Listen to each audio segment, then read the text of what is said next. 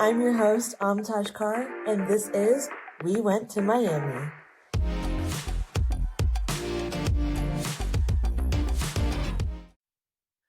Welcome to episode 5 of We Went to Miami.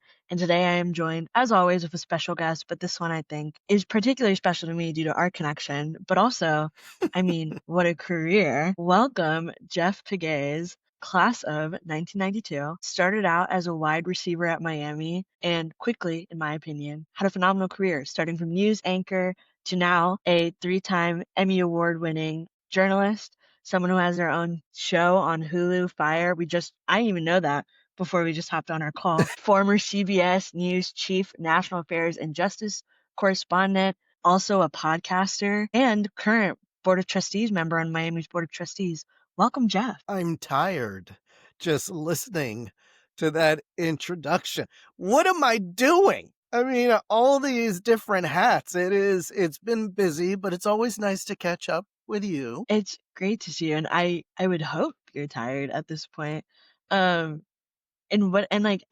where do we even start? I think we got to take it back to Miami. Could you tell our Okay. audience, what did you study? What was your major? And what was your involvement at Miami? I was involved in a lot of things and then just one thing, and that was football. Because Division I football, even at that time, 30 plus years ago, it was like a full-time job. I can But I imagine. think what most people don't know is that I actually went to my pre-med. No I never way. really talk about that.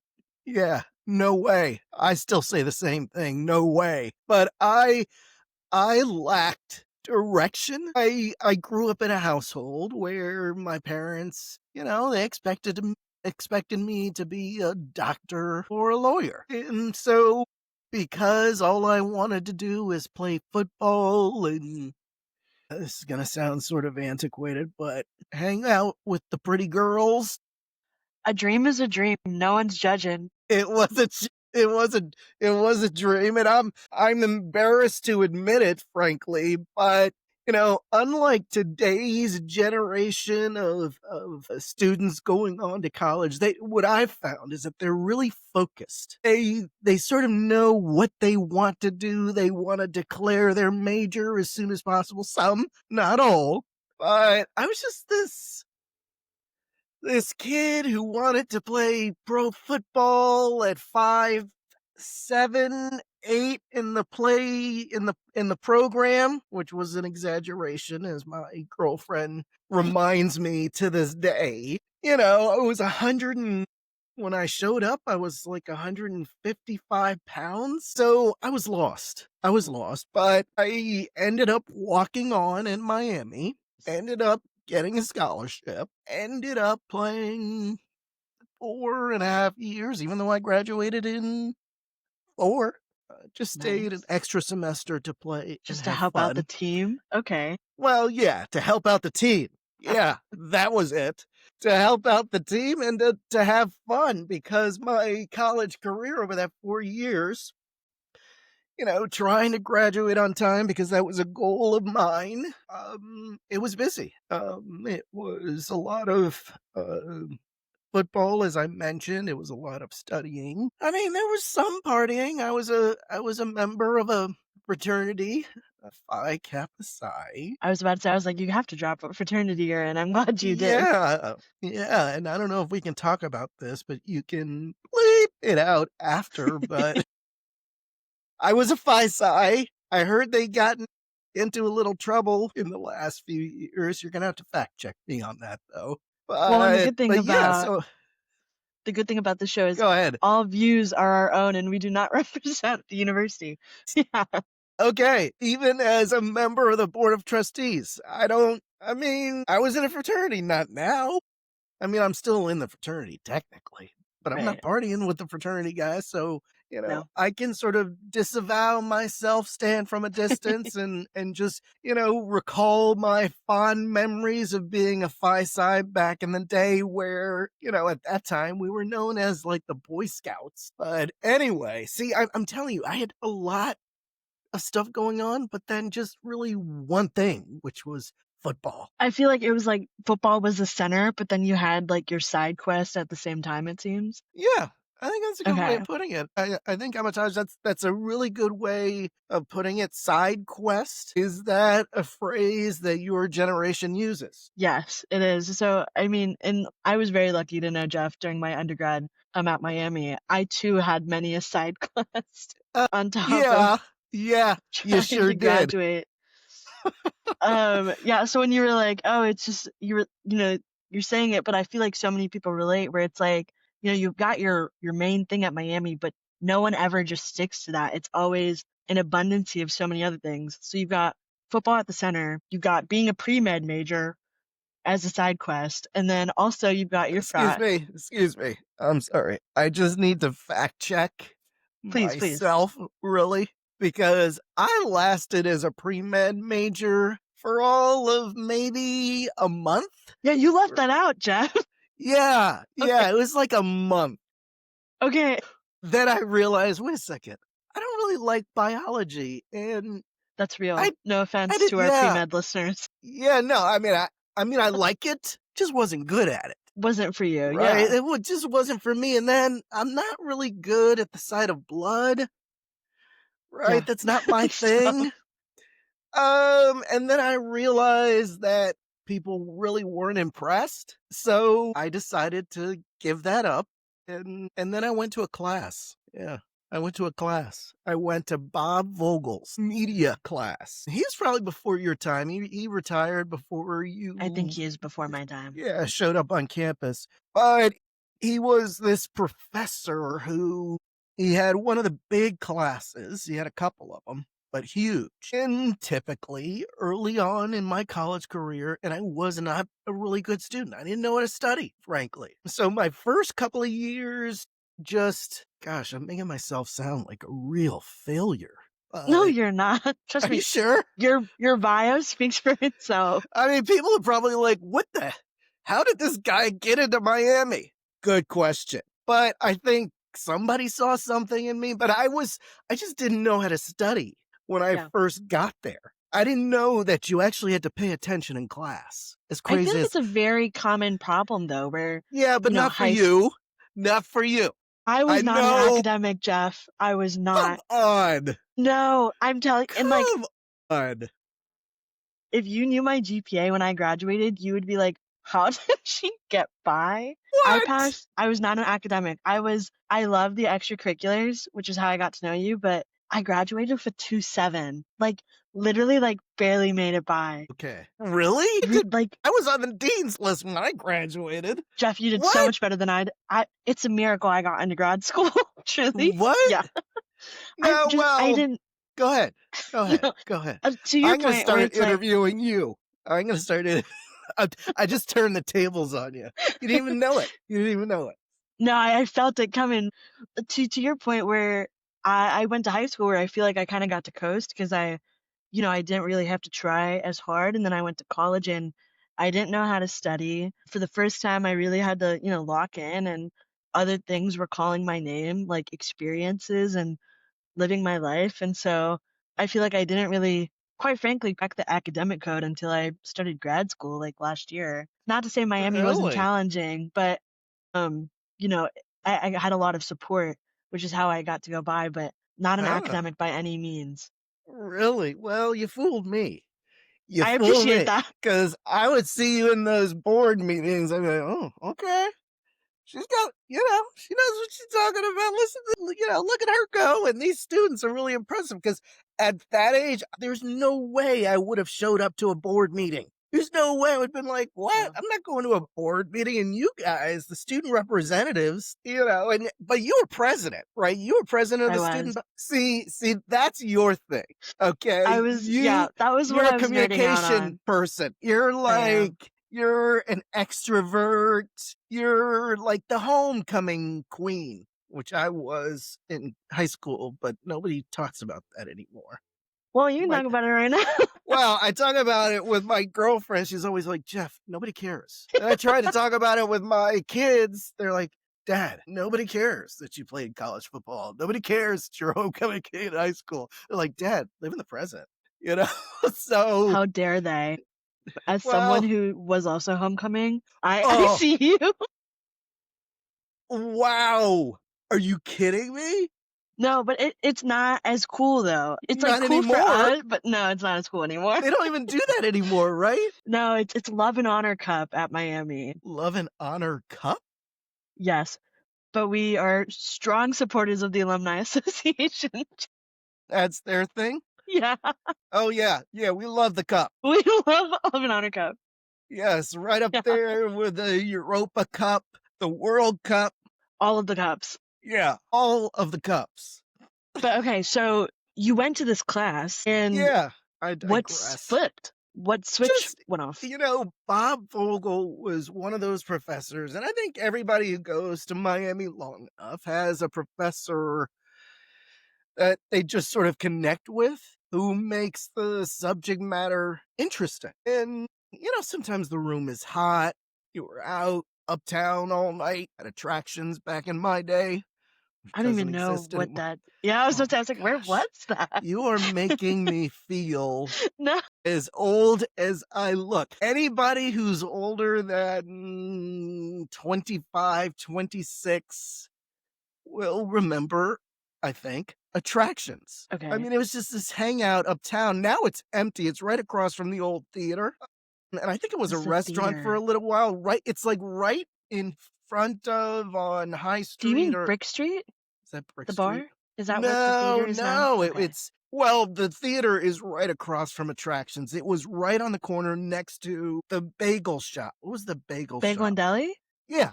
Yeah, yeah, yeah. Yeah, Okay. it was like right on the corner. It's like, Is it an empty bookstore now? no, that's the other side of the Okay. street. But attractions was where all the athletes used to go. In fact, the Okay. first time I went to Miami, I went to visit my brother. He was a Miami student as well. And they had what was called Little Sibs, which has been banned, understandably. Too much of a risk. Okay.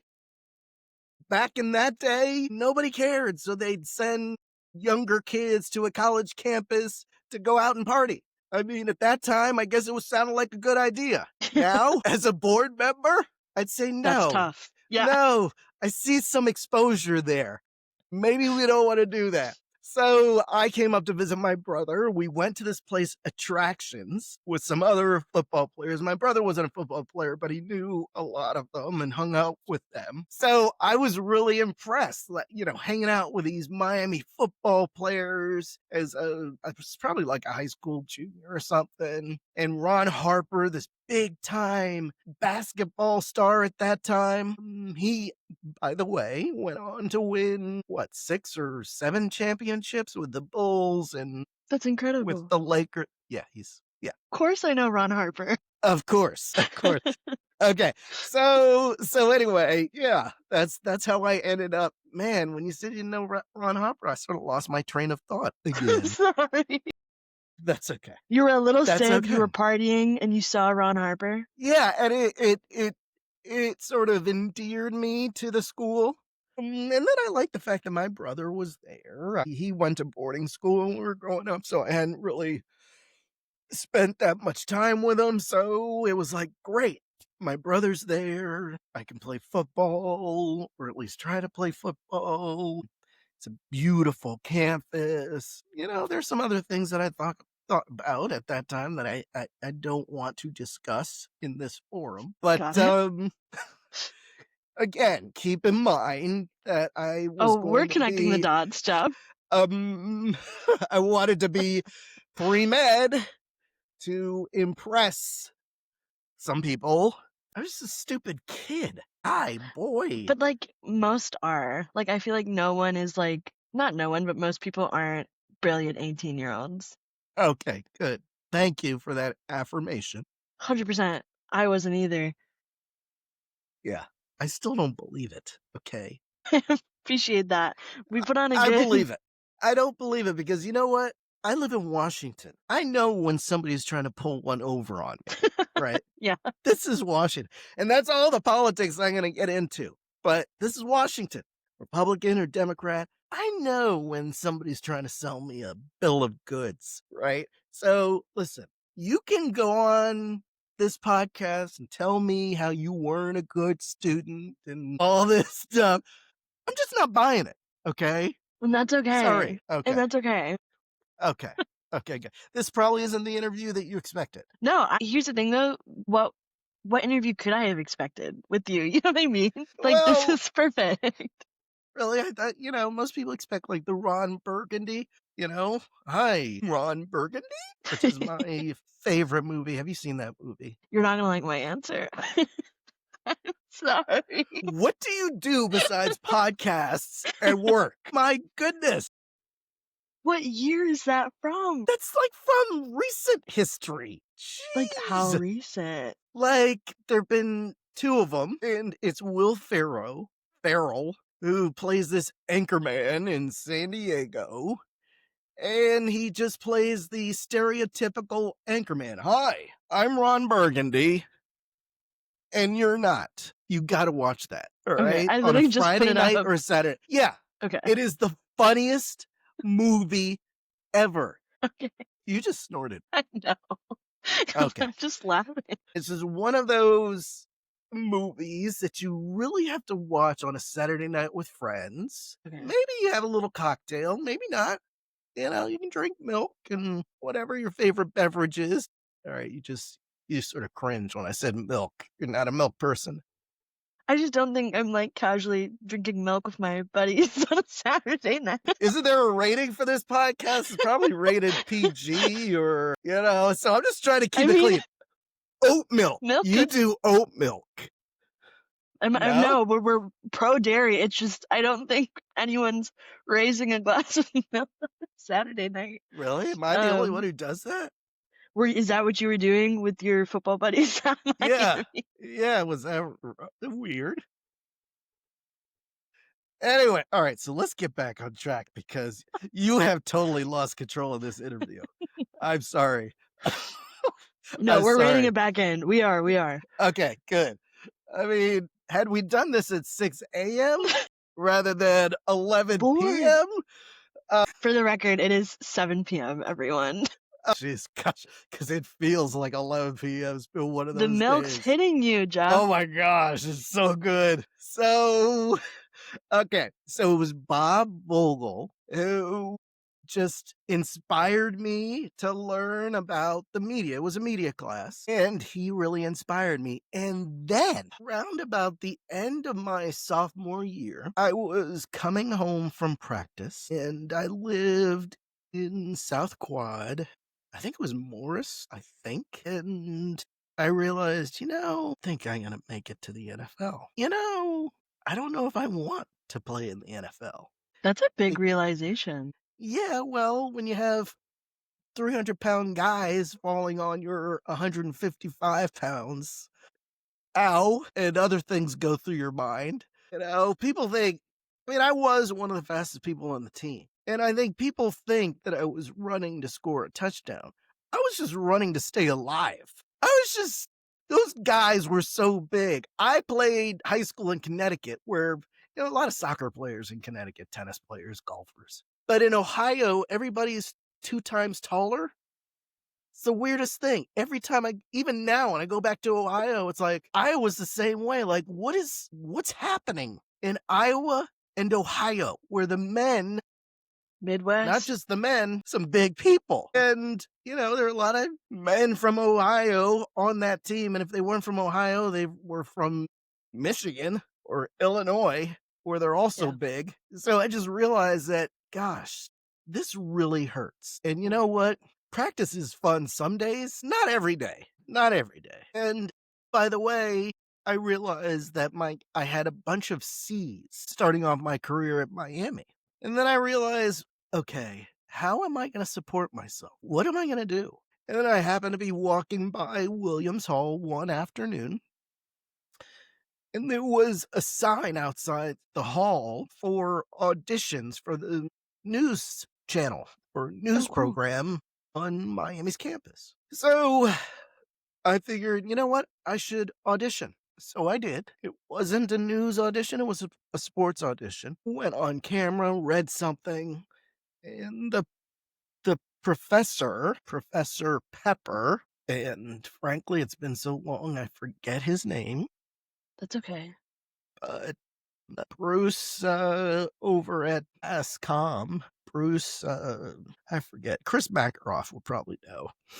But this professor said to me immediately after my audition, he said, I think you're a natural at this. That was all it took. That's awesome. Yeah, it's amazing the kind of impact that a professor can have on your life, a teacher, professor, because I was just so lost, didn't know what I wanted to do, didn't know where I wanted to be, but that was all it took to sort of put me on this path. And I've always been the type of person who, when I set my mind to something, I usually don't stop until I get it. Tunnel vision, you're locked in. I'm locked in.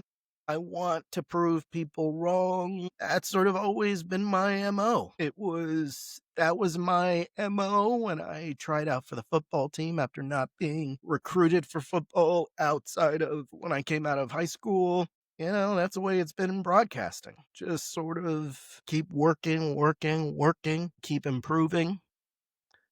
And, things just worked out. And so, if we fast forward to your senior year, you're graduating on time in 4 years, as you've mentioned. Mm-hmm. What degree did you end up picking and settling in? Mass communication, broadcast journalism. Yeah, and it was the perfect focus for me. And then there was another incredible story. Do we have time for it, or do I have to wrap? We'll make time. That was a joke. That's what they used to say in the news. They'd be like, "Jeff, rap," and they scream it in your ear, in a It's live like the shot little somewhere. the hook that like takes you Yeah, off, or when they start yeah. playing the music. Yeah, but they're like yelling it in your ear, and you're like, "Yeah, reporting live from the latest terrorist attack. Rap!" You just they scream it in your ear, and it sort of startles you. But I became better at that, and realized that I can't make this face on television.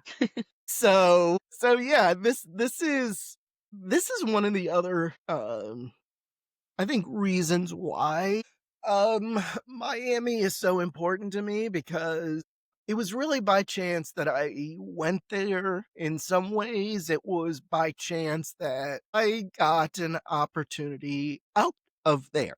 And I say that because, as I mentioned and as you noted, I graduated in 4 years. And I got some job offers, but they were in sales. I had this great job offer to sell carpet in Dalton, and they were going to give me, 45 grand and a new Ford Explorer. That's a sweet And deal.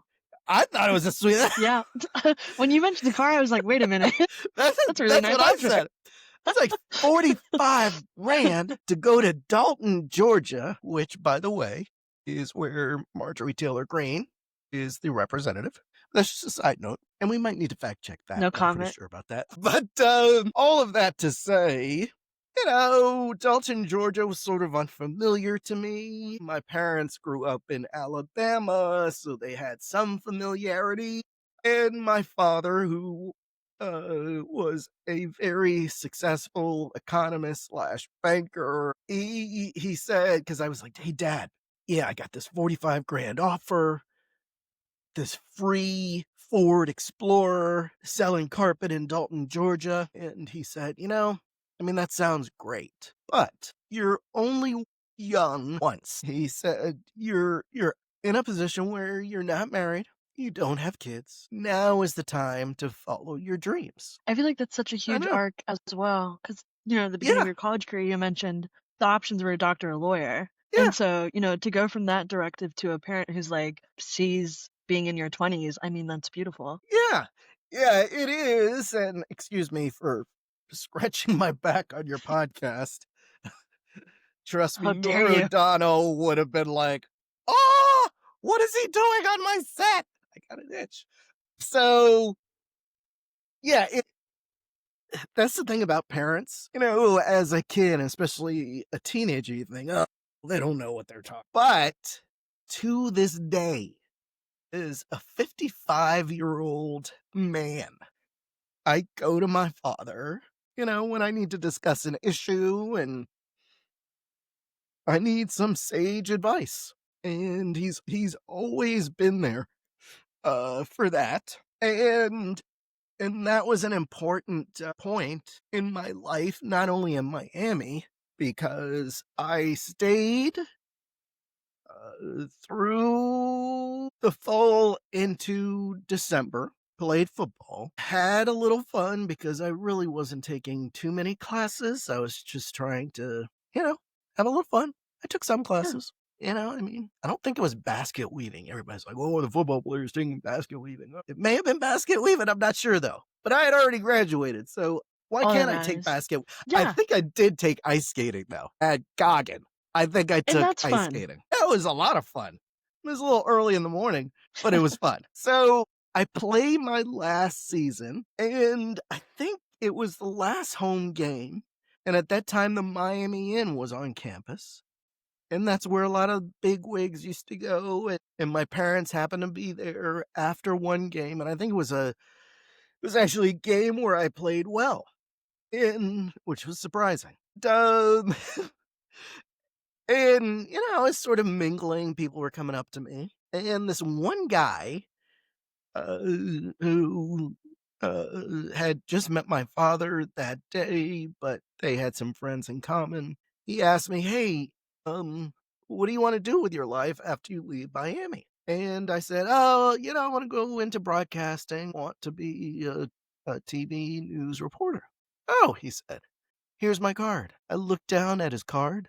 He was like CEO of 10 news stations. Oh my gosh. Talk about like a serendipitous moment. Also, I would have like passed out. Oh yeah. Oh, it was incredible because it was just out of nowhere, What a Miami story though. I feel like Miami is very like right place, right time for a lot of people. Yeah, I think you're right. And I also think that if you continue to do things the right way, Yeah.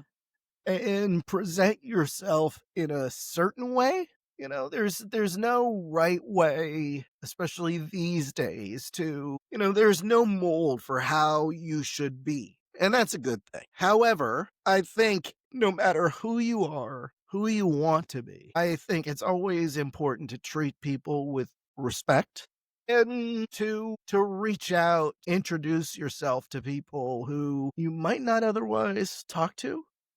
Because that's when you stumble on something. Like, you do what? You're Ron Harper? We love Ron Harper. Yes, we do. Right? You just never know what's going to fall into your lap. So true. And that's the incredible thing about life. And, even to this day, I have a girlfriend who sort of marvels at how optimistic I am. She's more practical, which I think is a good thing. I've always been, I was raised, as I mentioned, my parents are both from Alabama, Birmingham and Montgomery, Alabama. My father from Birmingham, my mom from Montgomery. Excuse me. They both grew up at the height of the civil rights movement, participated in protests. My maternal grandmother's first cousin was Rosa Parks.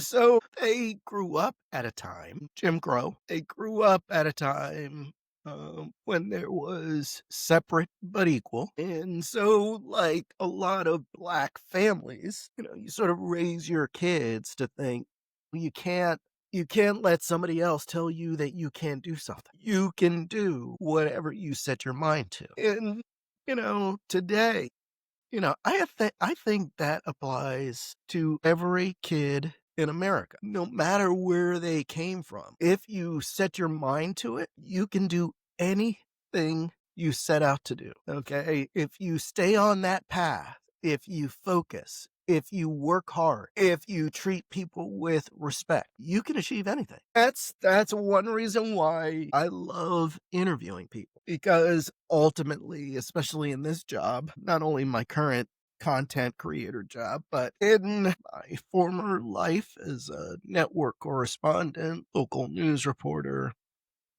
anchor. I just like interviewing interesting people. I relate to And that sentiment. yeah, it's Hence you being really, on right now. It's uh, fascinating.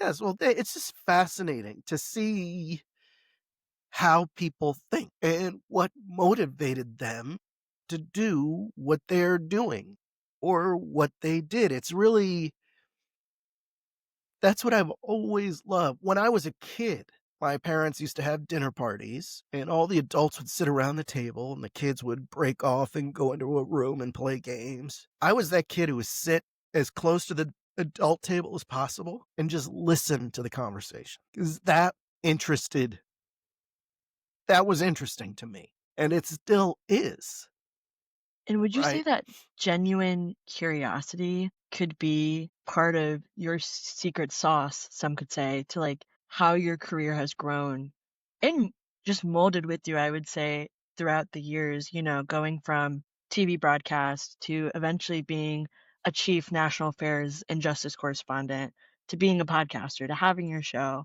to being a full-time content creator now. Would you say that just genuine curiosity of life and others propelled that? Uh, yeah, I guess I'm at that age. I'm Now 55. you're dating yourself, not me. I know. No, but I embrace it. You Yeah, know, you I should. I embrace this age, even though there's a lot of difficulty in being this age. And I tell my kids this, I tell all the people that I love this. If I were to disappear tomorrow, I feel like I've had an incredible life. Incredible.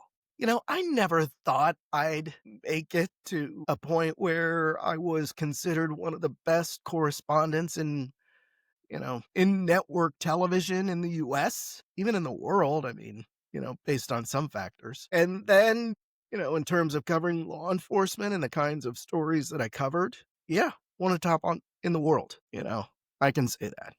Because in the last 30 years, it would take us at least an hour or two or three to list the number of major historical events where I wasn't sitting on an anchor desk reading and tossing to a reporter at the scene. I was the reporter at the scene.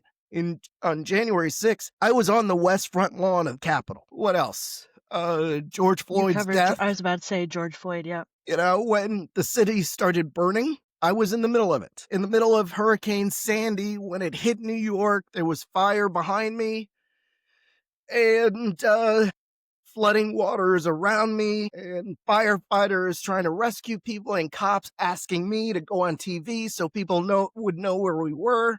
I've just seen so much. And it's even though my career has changed in a way that I'm no longer, working for network television. I feel like I've seen it all, which is honestly the title of the next book that I want to write. It's awesome. Yeah, I mean, I've seen it all. And so I'm so grateful. But I do, to your point, I think part of the reason I lasted so long is because I learned my work ethic from Miami football, from Coach Randy Walker and the other coaches who were there at the time, Sherman Smith. I learned that life is full of adversity and you just got to keep pushing. Yeah. You can't give up. I learned these lessons on the football field. Also, the winners do the little things that the losers won't do. Such as? Well, the details. Pay attention to the details. A lot of people don't pay attention to the details, but the winners pay attention to the details. They do the little things. And that's why when I got to Miami, we were in this losing streak, and then they fired the coach. Randy Walker comes in. He was tough. A little scary. Wasn't the biggest man. He was thick. And boy, could he yell. I was terrified of that man. And he wasn't much taller than I am. Yeah. But he was a great coach in that you respected him. You also feared him. So you didn't want him coming after you if you missed a block or dropped a pass. And so he taught us all, and he was the reason. And he died during his time as coach at Northwestern, during a successful run there. Terry Hepner, another great coach who coached me and was a reason why I got my scholarship. There were just so many men who coached those men and boys. And I get together with some of my teammates to this day, and we That's speak wonderful. the same language. And it's all about paying attention to the details and don't give up. And Life would you is full of say, adversity. absolutely, and would you say it's those men that kind of are the catalyst of why you continue to come back to campus, whether it's you as a Board of Trustees member now or, even in 2019 when you were a commencement speaker? I mean, what's brought you back from campus since leaving the football field? Yeah, I owe Miami. At least that's the way I look at it. I always, after getting the scholarship, I always wanted to pay it back in I feel some that way. way extremely. I Mhm. always say I owe Miami simply because I was also a scholarship kid, Mm. and I feel like you never lose that. You know what I mean? That feeling. Yeah. It's important to pay it back so that somebody else gets an opportunity, a similar opportunity to what has propelled you and me and essentially changed our lives. And I've made donations, and a lot of what I do is aimed at the athletic program because it taught me so much. Absolutely. And there have been so many great coaches who've come through that program, great players, and it's turned them from boys to men. I mean, it makes you mature and it gives you discipline. For me, it was really important. And so part of the reason I come back is because I feel like I owe Miami. I am committed to making it not only the best academic institution that it can be, but also the best athletic department that it can be. Because, I am a true believer because that's what helped me want to go to Miami. It wasn't the academics, though I knew the academics were good. It was Ron Harper. It was George Swarm, who was a really good running back in Miami before I came there. Andy Schillinger, this great wide receiver that they had, and Ron Harper was there at the same time. So they had a championship football team and a championship caliber basketball team all at the same time. Yeah. So as a board member, I've talked in the past and repeatedly about the The fact that there importance. is a correlation between athletics and more people wanting to attend your school. Absolutely. So that's why I felt it was important for me to be on the board. I think I felt like I could bring a different perspective. My time is almost up, and I'm happy to see that we have a really strong athletic program led by David Saylor, who I think is amazing, and so proud of the football team and Coach Martin and the Snoop Dogg Bowl. That was so sick. Those That pictures sick. need to be I love hung. that. Yeah. It was. Yeah.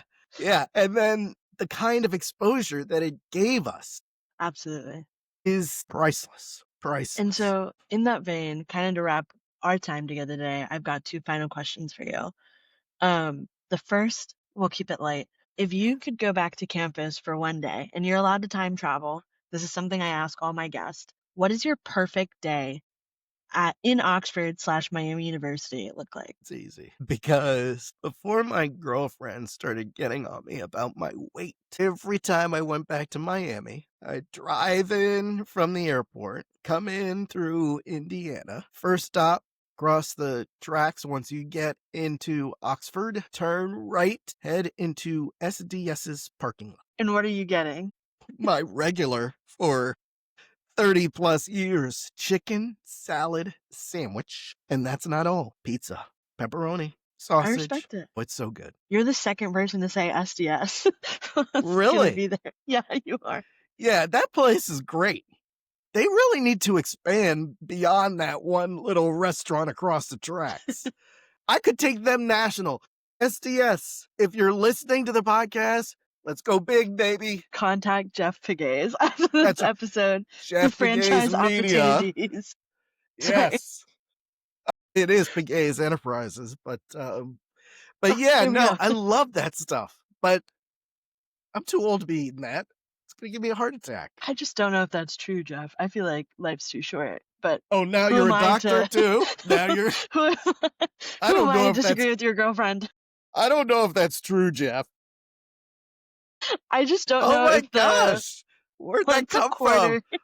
I don't know if that's... You sound like Ron Burgundy. Look that up too. if your once a quarter pepperoni pizza chicken salad sandwich is gonna get you over, I don't think it Did will. I say once a quarter? I make special trips the board doesn't know about. That's crazy. Now that On my own that's dime. off the record. Okay, Back so you're to going to SDS. SDS. Yeah. Yes. Is that the day, or are we doing anything else? Okay, let me get this straight. I've just had a chicken salad sandwich and a pizza. I'm going to the hotel, probably at Markham Center. I gotta get on that bed, turn on a TV, and just watch golf until I fall asleep. And that's a put on beautiful my day. CPAP. Yes. And my CPAP. blindfolds. No, seriously. See, this is the stuff that I can talk about now that I'm not in news and I gotta be all serious. This is me at 55.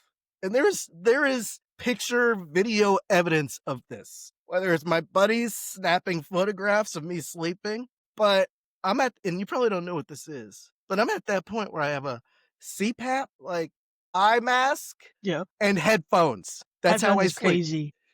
That is nuts. I was with you until you said headphones. Headphones, and the big ones too, not the little earplugs. Like these? These, yes. That's crazy. But I sleep so well. I sleep like a baby. And as long as it works for you, Jeff, who am I to yuck your yum?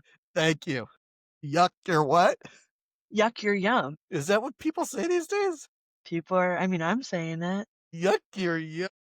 I can't yuck your yum. And your yum is big headphones, a blindfold, and a CPAP. Yeah, it's pretty awesome. Sorry to give you all that visual, but you probably know somebody in your life who sleeps the same way. Without the headphones, maybe, but definitely No, CPAP. the headphones is crazy. I don't know anyone who does headphones. Everything else, though, I was with you. I think we should do a show together. Jeff, we're vibing. Yeah, wow. If Jeff Pegues Enterprises wants to give me a ring, call me. I'll answer the call. That's funny. You didn't the other day. Just kidding. Not true. Fact check. Not true at all. Yeah, let's get the facts straight.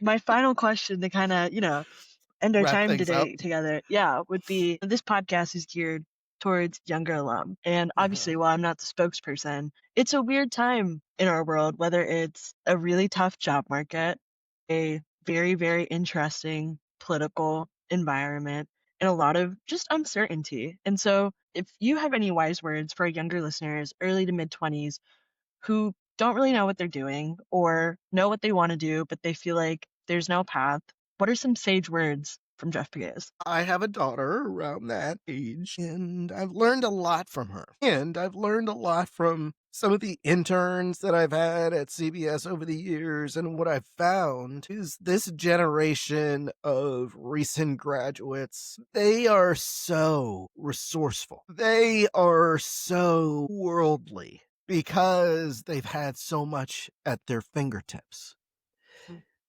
And you can't lead them, typically. There are exceptions to every case. But you can't lead them down some road that they're not comfortable with. And that's a good thing. And I say that because I think, it's a tough job market. Not only for 20-somethings, but for people in Washington who've gotten, fired from their jobs or laid off from their jobs or whatever, and there are thousands of them in DC where I am. It's a hard time. Listen, when I left CBS, I was part of the first wave of layoffs in network television, which might have been an advantage because it happened so early compared to everybody else. And, I'll tell you another story. When they called me, they gave me the call at like 7 a.m. Sheesh. And it was a Zoom. And they were like, hey, and I missed the first call, so they texted me, and I woke up, and they were like, hey, can you jump on a Zoom? I was like, okay, sure. So I jumped on the Zoom, and I was still in bed. Okay. I was still in bed. This is a Camera story on? I'd never told before. Yeah. Okay. I took my CPAP off, and my headphones. And your and my eye mask. But frankly, by that point, I was just tired of the pace of Yeah. that job anyway. Yeah. But yeah, I was decent. They'd been calling me to get me out of bed for breaking news for 10 years, right? So they called me and I was read a prepared statement. I'd never been in that position before, but I was read a prepared statement and I won't get into the details of that. But it took like 5 minutes and they asked, "Hey, do you have any questions?" I said, "Nope, bye." And I went back to sleep. Okay. Now, the reason I brought that story up is because I was so relieved. Oh, yeah. I was just relieved. That's so telling. Yeah. And then and then I was like, I don't have to go to work this morning. Great. Okay. And as I said at the outset of our interview, your interview of me, I've always been very optimistic. And I've always been taught, whether it's my coaches, whether it's my parents, just keep pushing, keep seeking, keep knocking on doors. That's what I did, frankly, at the end of the day to get that job, my first job in broadcasting, because I met the guy who was the CEO of the company. But when he set me up for interviews with some of his people, I would tell them, hey, I'll work harder than anybody you've ever had. And hey, I'm going to be the best hire you've ever made. That was my attitude. And it was off-putting for some, perhaps, because I didn't get the first interview, but I got the second job with one of his stations. And every time I got a promotion in broadcasting, I called the woman in Rockford, Illinois, Arliss Hendershot, who gave me my first job. Aw, yeah. So for all of you out there who are frustrated, perhaps demoralized, don't be. You're smart. You're good. You're going to be okay. Keep pushing. Keep knocking on doors. LinkedIn is a real tool. It's incredibly valuable. Don't be afraid to reach out to people you don't know. Do it. It's all about networking. Okay. Even at my age, it's all about networking. Who have meetings, ask someone if they want to meet for coffee so you can pick their brain, but do not get discouraged. And you know what? You can also start your own business. Who said you had to work for somebody else? There are so many opportunities out there, right? Especially with what's happening online. All these tools that I'm discovering and falling in love with as a content creator, all these tools that you can use to monetize something, not only in the US, but they're watching my content in India. And I'm trying to get it into other places with, more than 500 million in population. This is a worldwide economy. Some people don't believe that, but I do. It's true. Absolutely. Right? You can make money anywhere online. So there are opportunities. They might not be what your mom or dad did, but they're out there. You gotta search and you gotta go after it. Don't take no for an answer. I know it's a cliche, but bottom line is you just keep working. And I'm an example of that. I really am. It still to this day surprises me when I look at that shelf and I see the Emmys and I see 2 books that I wrote, it's, and then look at some of the stories that I did. Anything is possible. I love that. And I know it's going to mean a lot to our viewers, especially, shout out my fellow Gen Zers who are maybe struggling at this point in time or also just feel really demoralized. I think you put it really well with the current state of the world. And, that's not just Gen Z. People are mid-career and facing their first round of layoffs. People are older and trying to figure out what to do with their next phase of life. So I feel like, regardless of who's listening right now, a lot of people are going to seek a lot of value from that. So thank you. And also Thank you. just thank you for your time today, Jeff. It's been a lovely interview. People are going to love it. And in that vein, if people want to connect with you or people want to see the amazing things you're doing, view your content, what are some ways they can be connected with you? Noting that we'll add these to the description so you guys can quick click whatever Jeff recommends. Yeah, it's obviously I'm on Instagram, Jeff Pegues 6, which number 6 was my number at Miami, which still Okay. plays a prominent role in my life. And then my YouTube channel at jeffpeguesmedia.com, and it's all over the place. I have a website, jeffpeguesmedia.com. It's pretty easy to find. And I have a dog. who also likes the limelight and wants his own show, but he's barking because I won't give him one because he just doesn't know when He's to not answering stop. the call. He's just not answering the call. He's sort of a diva, but that's basically it. This was fun. I really appreciate your time. I was so tired before this. Oh, And thanks for still I was hopping so on. worn out, but I knew I had to deliver for you because you're just I like such appreciate an it. incredible person. Though I had no idea you only got 2 7s, but 2.7, yep. That was that's my undergrad amazing. GPA. Thank That's you. amazing because man, you were hitting home runs in those meetings. I tell you, you were like Not in very stats, I'll impressive. tell you that. Past stats by 2%. To the dismay of my family. But no, I appreciate tons, Jeff, and I hope you get a big glass of milk after this to wind down. Almond milk coming up. It's very Yum. popular. Everybody's doing it. That's a wrap on We Went to Miami. Like what you heard? Share it, sub it, hype it up. Till next time, love and honor.